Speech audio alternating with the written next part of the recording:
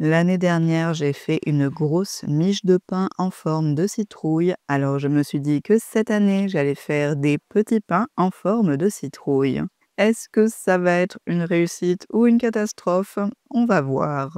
J'ai fait la même pâte à pain en moins humide parce que les pâtons ne sont pas dans un bannetons, donc je n'avais pas envie que ça coule de partout. J'ai fait 8 bannetons d'environ 100 grammes. Il faut faire des boules assez serrées. Quand c'est fait, je prépare une plaque couverte de papier cuisson. Pour la forme de citrouille, j'utilise du fil alimentaire blanc. Vous pouvez en trouver littéralement partout. Pour un pain, il faut couper 4 fils assez longs pour entourer la pâte. Et pour éviter que ça colle de façon catastrophique au pain, je les trempe dans un petit bain d'huile et j'enlève le surplus. Maintenant, pour le façonnage, placez vos 4 fils à plat pour former une sorte d'étoile. Ensuite, je place un petit pain au milieu et j'attache les fils par-dessus, surtout sans serrer. Là, j'ai attaché chaque paire l'une à l'autre et c'est ce que je vous conseille vraiment de faire.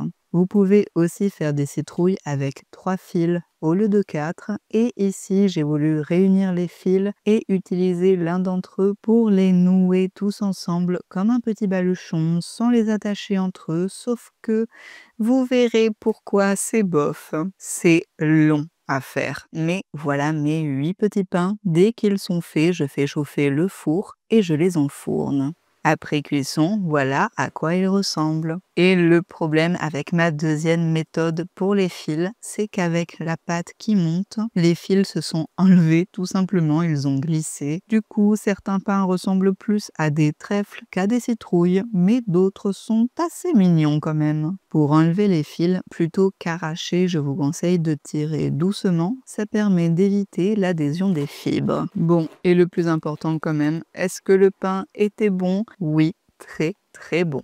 Alors, vous en pensez quoi? Abonne-toi pour voir plus de recettes.